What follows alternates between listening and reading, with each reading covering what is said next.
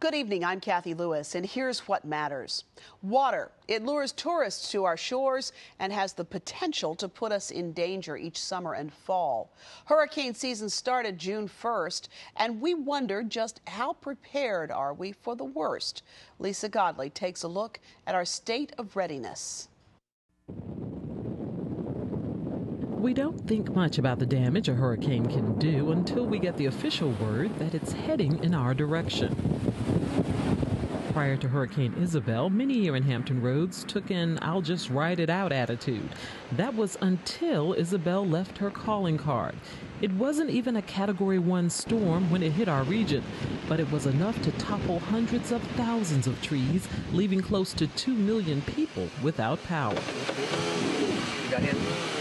Isabel shook up the mindsets here in Hampton Roads, forcing most to realize they needed to be better prepared. Because even though Isabel did about $100 million in damage, the reality was it was mild in comparison to what Hurricane Katrina did to New Orleans. The fury of storms, whether close by or far away, has people everywhere taking steps to ensure they're ready if they have to evacuate. At a recent hurricane symposium here in Hampton Roads, experts talked about the increased vulnerability of our coastal regions and how to mitigate the impact of a disaster from the sea. They even got to see firsthand the amount of flooding this area can expect during different category storms. Like this model, which shows what Hampton would look like if a Category 1 storm forced 5 feet of water into the downtown area. Governor Tim Kaine's assistant for Commonwealth Preparedness, Bob Crouch, says the region is relatively well prepared should a storm like Katrina roll through. Now, that doesn't mean we can anticipate every circumstance, but it requires very strong partnership between the Commonwealth and its agencies to make sure that we're well coordinated. We know that one of the lessons of some of the past storms is that communication between different levels of government has not always been what it should be. One way to improve communication is to make sure we have the proper equipment in place when we need it. Dwight Farmer says that was one thing Art Collins worked diligently to fix while he was the executive director of the Hampton Roads Planning District Commission. We now have a $6 million regional communications system in place. I believe we have 8 towers with microwave antenna located on them to allow all of the 16 localities in Hampton Roads to have communications and interoperable communications between elected officials. So if we have a catastrophic event, mayors, chairmen of the board, elected officials can talk with one another during that event. Since Isabel, local and state leaders have been working hard to make sure more people can get out of the region if we have to evacuate. One way the state hopes to evacuate the region quickly and get people out of the path of a hurricane is to reverse traffic on 64 so that both lanes are heading out of the area. Now, to do that and to keep people from driving in the wrong direction during a reversal, 2 years ago, VDOT installed hurricane gates. They're positioned all along I-64. The state has also conducted numerous tests to make sure the 400-plus gates work properly and that there are enough trained personnel ready to deploy to those gates should we ever have to implement a lane reversal. Leaders have also identified numerous state facilities that will be capable of sheltering evacuees from the Hampton Roads region. Norfolk's Director of Emergency Preparedness and Response, Ron Keyes, says they've done several things over the years to make sure they're better prepared for a catastrophic storm. Probably the biggest thing that has happened is that we formed a partnership with the City of Richmond, because one of our biggest challenges were if we do evacuate people, where do they go? And, you know, we just in the past told them go west, but now we partner with the City of Richmond, and if Richmond has a major disaster, they can bring people to the Hampton Roads area, and likewise, if Hampton Roads, Norfolk, for example, if we have one, we go to Richmond. Not just outside of Hampton Roads, but the importance of identifying high ground shelter facilities within Hampton Roads that people could go to quickly, could go to as shelter as a last resort. This animation, created by Lockheed Martin, shows where local roads are blocked due to flooding or downed trees or power lines, so that buses carrying evacuees can get safely around without delays to the closest shelter or even out of the area if necessary. The Hampton Roads region has made quite a lot of advances since Isabel, but experts say even the best-made plans won't work if the people ignore the warnings and refuse to go when the time comes. For What Matters, I'm Lisa Godley. And tonight we'll be talking about this region we live in, surrounded as it is by water, and the kind of preparation it takes to handle a major storm. We're happy to have with us tonight two people who are very involved in making sure that we are ready for anything. Bob Spildenner is the Director of Public Affairs for the Virginia Department of Emergency Management, and Chris Gunnifson directs engineering here at WHRO. Glad to have both of you with us tonight. Let's talk for a moment about the Commonwealth's plan and the ways in which it changed since Hurricane Isabel, Bob, because Lisa reported on that, and I understand you had been in the job for a whopping, 3 months when Isabel happened? Yeah, definitely. It was, timing is everything, my friend. That's right.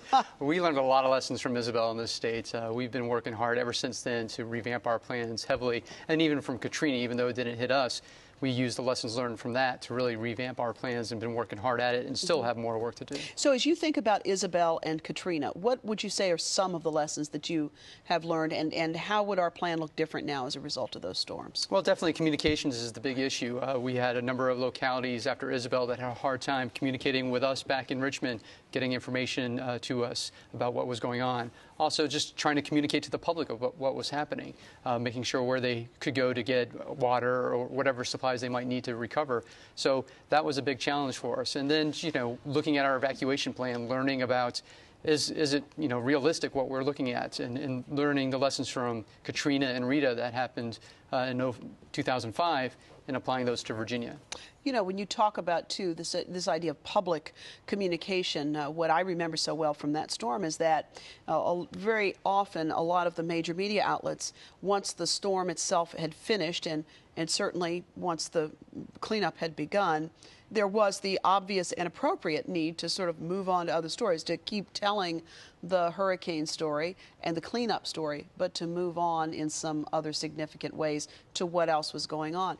But one of the things that we learned out of that storm is that when you have a large segment of the population that may well be able to move on, in that case, you had a lot of people who were still out of power for lengthy periods of time, who had medication needs and all kinds of other emergency needs. And there was a real need, I suspect, or at least certainly one that we observed coming out of that, to have a source where people could go for that kind of ongoing disaster response information. And that, I guess, is what WHRO is going to be bringing to the picture for the next storm, Chris. Absolutely. We originally started, back in Isabel, and our disaster plan at that point was, one person running around scrambling, trying to keep it open, trying to keep the water out, and that sort of situation. Now we're into the phases where we actually have a full network operations center that we set up. We have local connections with the new $6 million package that was put together by HRPDC. Hampton Roads Planning District. The Hampton Roads Planning District. That gives us the ability to pick up that phone, call any EOC, communicate, collaborate, call the VDM folks, whoever it may be that's in that network ring. We can call them up and get that information right now. So if I understand this correctly, then WHRO will in some respects be a nerve center for the connections among those agencies. So in other words, you'll be able to call Bob and say, boy, we need X, Y, or Z, whatever it is. Absolutely. And you'll also be able to call different localities. And that was another great point out of Isabel, is that this storm hit localities in very many different ways. Some localities didn't have many issues. Others were pretty devastated. A lot of them were devastated. A lot of them had to go back to using amateur radios in order to try to communicate at all. Right. We house a lot of the amateur radios on our current towers at WHRO to try to keep those up and operating. But it's really to get back to that core, to be able to share that information. The news outlets do a great job of getting that information as it's happening.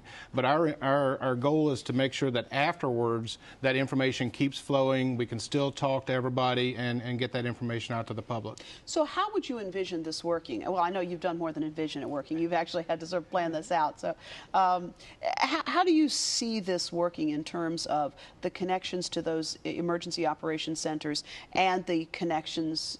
I'm thinking about people who are at home who will say, well, hey, if I live in Newport News, for example, and everything is fine for me, I don't want to have to listen to necessarily what's going on for the folks in Virginia Beach who may have need for ice or or whatever it is. So how are you going to do that? Right. We started out trying to come up with a scope, a time slot for each one of the individual cities, and then trying to figure out how to fit that in corresponding, how much time to give each city in order to get that information out. Well, as we all know, that varies to such a great extent that right now what we're looking at doing is doing a time slot on every 15 minutes to cover them all of them, basically a minute apiece, and then coming back around and repeating so that people can turn it on at every quarter of the hour and get a quick update on each one of the cities as to what that information, pertaining particularly, then they could shut their radio off. So, for example, if you lived in Virginia Beach, let's say, and you needed ice, then every quarter of an hour there would be a 1-minute update that would, if the information were available, that would presumably tell you where you could find ice. Absolutely. And what the status of repair was. Yeah. That's exactly what we're looking for, getting that information out and having people so they can, because we don't know when people are going to get their power back. Sure. It's all about turning that radio off, conserving that power. You bet. Power comes back on, you may watch TV, you may be able to do lots of other things, and that's all part of it, as well as keeping that crawl going on the television as well, so that information can always be going out to the public. Chris Gunnifson is an engineer here at WHRO who's been very involved in putting this plan together. Bob Spildenner is Director of Public Affairs for the Virginia Department of Emergency Management. This is such an interesting point, too, because we get very focused on when that storm comes ashore, appropriately, because we would like to protect as much as we can. We hope we'll survive that event and what have you. But one of the things these last couple of storms has really taught us is that it isn't even so much that moment when the storm comes ashore where our focus needs to be, that it really is in those days after, depending on what the tidal situation is, for the prospect of storm surge. Yeah, we really look at from when the storm's approaching Virginia to afterwards. We look at the whole spectrum and make sure people are prepared, taking the action to evacuate, what have you. And then, after the storm hits, everybody breathes a sigh of relief, but we're still it's done, but it's not done at all. No, we definitely learned that from Isabel. Yeah. And it's really just starting at that point. So it might be a number of days before people can get back to their homes, if they can get back to them, if they haven't been destroyed. And it's going to be, weeks before power can get back on. If you look at Isabel, that wasn't even a hurricane, and we lost power for 2 weeks, and some people even longer. So that's what we're looking at. And we still have people recovering from Isabel, still getting their houses back and what have you. Absolutely. Pocosin, we've had people still living in trailers, FEMA trailers, even to this point. Now, as you think about what it is to brace yourself for a storm, we have to talk about evacuation. And there was that report that came out recently that said that something like 900,000 people would need to be evacuated from Hampton Roads in the event of a Category 3 hurricane. And I think a lot of us read that headline in the newspaper and thought, you have got to be kidding me. We can't get out of here on a, if we have 2 good accidents, accidents are never good, 2 bad car crashes, on a weeknight without a storm, things are all clogged up all over the place. So how will we do this? And I guess that's the piece of this, is knowing whether you are to evacuate or not. Yeah, it's really up to people to pay attention to what's going on and knowing what their evacuation routes are and having a plan on where they're going to go. Not everybody needs to evacuate. The governor will order overall mandatory evacuation, but it'll be up to the local governments to decide who in their communities specifically need to evacuate, depending on the strength of the storm. As you said, with a Category 2, we're still looking at 300,000 people evacuating. For a Category 4, 800 to 900,000. So it could be anywhere in between that. Right. And so people just need to know where to go and pay attention and go early. The earlier you go, the more likely to get out. If you wait, it's going to be a problem. And that's a problem, isn't it? Because the governor will issue the evacuation order up to 36 hours before the storm, which, when you look at what we're able to know about storms, is a long way ahead of it. And one of the things that business people are concerned about is, if we have to take 3 to 4 days to make this determination, and the storm veers off the coast, we've let people go, now we have to bring people back. Business people are concerned about the drain on productivity of that sort of thing. Definitely, it's understandable. We're looking at when we have to make a decision about a hurricane, we're looking at still out in the Caribbean. Right. And so a lot can happen between then and when it comes closer to Virginia. We were lucky with Isabel; it kind of stuck on one line, but you never know with these storms. But we're looking at trying to save lives and save property. So we're going to make a decision based on, the best information we have to order the evacuation. And, we've never done it in Virginia. We've never ordered a mandatory evacuation. So I'm hoping people are going to pay attention when that time comes. Which is so interesting because you do have the rep of having cried wolf one too many times, and yet you're saying we've never called the evacuation. People perhaps get confused with what they hear on the weather channels and confusing that.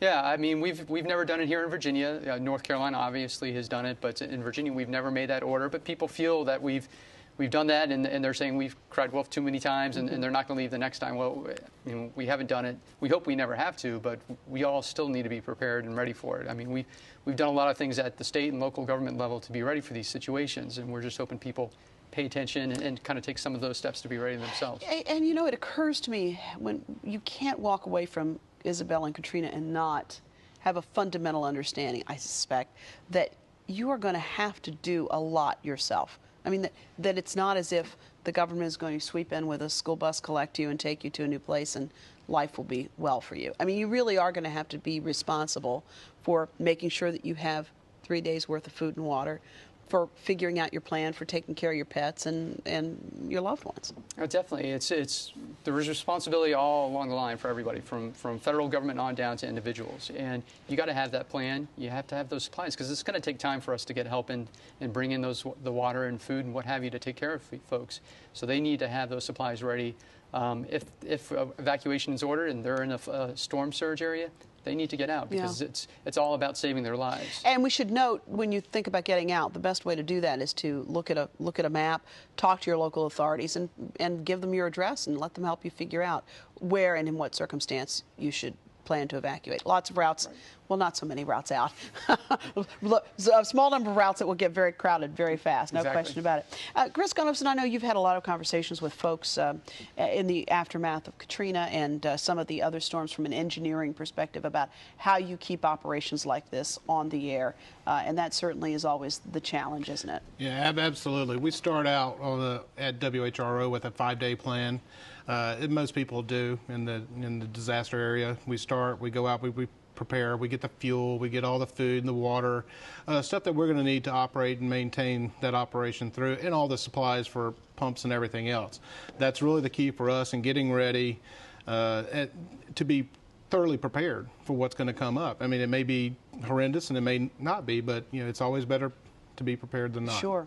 And recently you all tested those hurricane gates, so presumably people could be able to get out of town on 64 if the governor, and it is only the governor who can give the order to turn 64, so that all the lanes are running out of town. How did that work? How did the test go? It went really well. This is the second time we've done it, and we learned something each time. Communications is always an issue. We brought in some more equipment for this one to make sure we can communicate with everybody at every single interchange. There are VDOT, State Police, and National Guard personnel at every interchange along the evacuation route, and making sure that we can communicate with all of them along the way. And we learned some lessons, timing, how to set up the best time to start the lane reversal, all these little details that you may not think about, but it takes a lot of time to reverse that interstate. I can appreciate that. And as you think about those issues, is there going to come a point where, as a region, we will do this exercise where there will be more regional planning that involves sort of the average person out there, or not? Yeah, we've talked about, actually running traffic on the reversal, but that's that would be so counterintuitive to try. There are a lot of issues with that. We don't know if we'll ever get there. I mean, with this year, we went it in the reverse direction with a video camera, so we could see what drivers would see as they're driving that route, to see if there's anything we need to change in some of the designs of the roadway. And so that's helping us as we go through the process. How would you characterize Virginia's status in emergency preparedness as compared with some of your colleagues in other states? I think we rank up there pretty well. I mean, we, again, learned our lessons hard with Isabel. I think the state, fair to say that we're all overwhelmed, from individuals up the government chain. And so we really learned from that and have been working really hard on our plans. And we've been recognized for that. We've been accredited, a national accreditation program we went through. We're constantly recognized. We have a lot of best practices that we do in Virginia. So we are recognized that way, but we still have a lot of work to do. One of the big concerns, and I know we had some video earlier of the simulation of what would happen in Hampton in a storm that would send something on the order of 5 feet into buildings. One of the big concerns is that a lot of the emergency response facilities themselves, hospitals, fire stations, that sort of thing, will probably be underwater in the case of, there's that video right now, in the case of storms of some significance. Oh, definitely. I mean, we're looking, if you get a Category 2, Category 3, we're looking at significant amount of water throughout Hampton Roads, flooding it. And it's not just flood water nice and calm, it's waves coming in with it and causing lots of problems.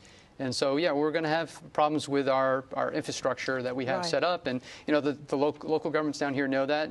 They've got plans to take care of their personnel and their equipment so they can come in and help out after the storm passes. Yeah. And what is it you were saying? You run from water, but you hide from wind. Yeah, we don't evacuate people for wind because you can go all the way up to Richmond and still get hurricane strength wind. So when we evacuate, we're looking at getting people out of the way of the storm surge, the water that's going to be coming in, and that's what kills people. Yeah, you may have a few from the wind, but it's really the water action that is a problem. Yeah.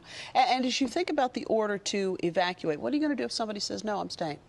Well, I mean, that's always the option. We call it a mandatory evacuation, but they don't necessarily have to leave, but they're risking their life. And the first responders down here, you know, it's been said many places other time, you know, they'll tell people to put their social security number and a magic marker on their arm so they can identify them when they come back through, because it's definitely something we evacuate to save people's lives. And, you know, if they don't want to leave, they're taking their life in their hands. Well, there you have it. And Chris Gunnifson, as you think about this issue of, I'm just thinking in terms of, and I know you've spent a lot of time looking at this, the amount of staff support it takes to make this happen, the amount of coordination to work with all of these local agencies. Are you also in the drill mode, as Bob is saying? Yeah, absolutely. We start basically in June, preparing everything, putting everything together, and start refilling out the staff because, you know, staff turns and everything else during the year. So we go back in, lay it all out. You know, we're going to do a simulation next month of actually putting everything back together, getting it ready. And we, on average, take about 65 to 70 people just to man the facility, excluding people that we may be sending out in, you know, to towers and things of that nature. So there's a lot of folks to try to staff it 24 hours a day for up to 3 or 4 days, and then hopefully, you know, subside from there. So if someone were to be watching WHRO television or 89.5 WHRV or 90.3, well, they would be listening to those, the radio station. What would they hear during this storm circumstance? For the immediate storm, they will hear information, especially on the outbound information of where to leave, where to go, what's backed up. We have set up multiple monitoring stations to monitor bridges, basically every conceivable camera that I can find out there. We're going to be monitoring it, as well as each one of them will have phones to talk to the individual EOCs directly, excluding the actual information that's coming from the private network. We're trying to curtail that a little bit because there is a lot of stuff going on in the backgrounds that would not necessarily be public information. We've also have the pilot that'll have a person stationed. The Virginia pilot will have people stationed here as well. So we'll be getting information in from them, and then it'll go out and try to get out to the public. So it's going to be quite the operation. Yeah, it'll be very much an operation. Well, I'm putting in my my food and bedding request early on with you because I like a certain kind of pillow, and I'm just kidding. Air pillow. I'm messing with you. I'm messing with you. Well, thanks for all the good work that you're doing. You're so funny. Thank you for all the good work that you're doing on that. It is a big job, but I think those of us who are professional broadcasters, this is what we do, right? I mean, this is what we're here for, and that's why we have a license to serve the public, and I don't think we ever have opportunities to do it more significantly than we do during storms that can threaten life and limb. So thanks for being with us tonight from down the hall. And Bob Spieldenner, thanks to you for being with us as well. I really appreciate the work that you all are doing, and it'll be interesting to see how this works, and boy, you can't practice things enough. So congratulations, and we'll look forward to having you back again soon. Thanks. Hopefully we won't have to worry about it anytime soon. One hopes that's the case. And I'll be back in just a moment with a final thought.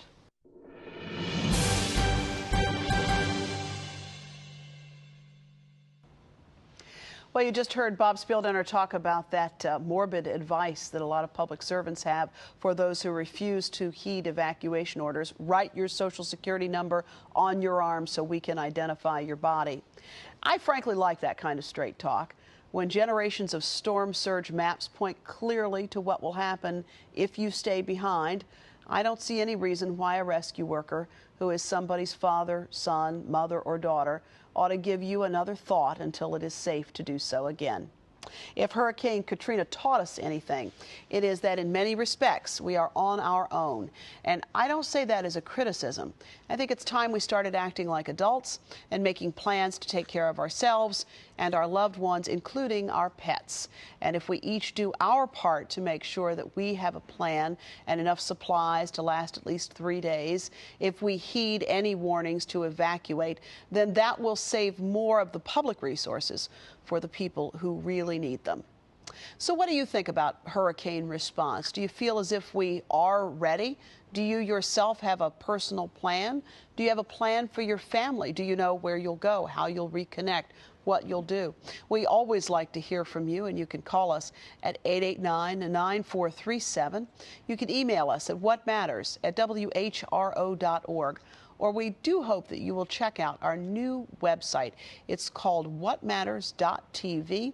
And if you log onto that website, you can watch this broadcast on your computer. You can watch any of the other broadcasts we have brought you since we went on the air in March. You can also join an online community of folks who are talking about the things that they may see on this broadcast that are of interest to them. By the way, thanks for all of your letters. We're going to be bringing you some of those letters on a future broadcast, and we're very appreciative of the time that you're spending. We are hearing good things about this broadcast, and we appreciate your staying tuned. Thanks for watching. We'll see you next week.